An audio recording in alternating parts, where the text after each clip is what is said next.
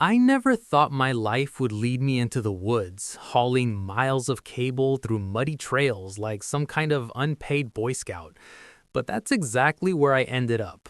All because of the mess I was in trying to support my younger brother Jamie, whose illness kept getting worse and whose medical bills were quickly swallowing up whatever money I could scrape together.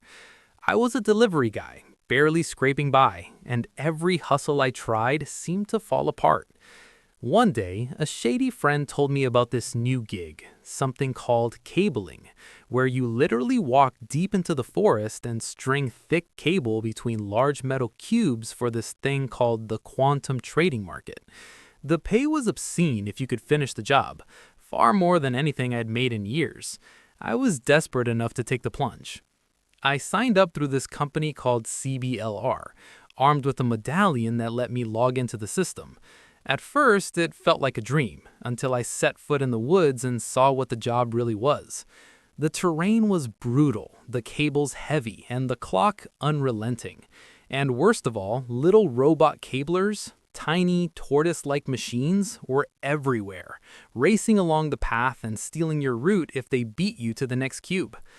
As I trudged further in, I met other cablers, some friendly, some not, and started realizing that this whole gig was a farce. People were being pitted against each other, and against machines that never got tired or hungry. When the robots beat you, you got nothing. Meanwhile, the company's slick propaganda told us we were free agents, chasing our own success. It was all a lie. There was a woman named Anna, a seasoned cabler who had been at it longer than most. She saw right through the corporate spiel and opened my eyes to the darker truth, that Chris and the other big shot bosses were making a killing while we risked our bodies for crumbs. Watching Jamie struggle back home, thin, worn, hooked to expensive treatments I could barely afford, made every step I took in that forest feel heavier. As I got deeper into the roots, I realized I'd been given a second-hand medallion with credits already attached. That meant I could aim for a huge payout, but it also meant I had a target on my back from other workers who saw me as a cheat. The hostility grew. I had to make a choice: chase the money and escape my problems, or help the others resist and push back against the machines and the corporate greed that was eating away at our dignity.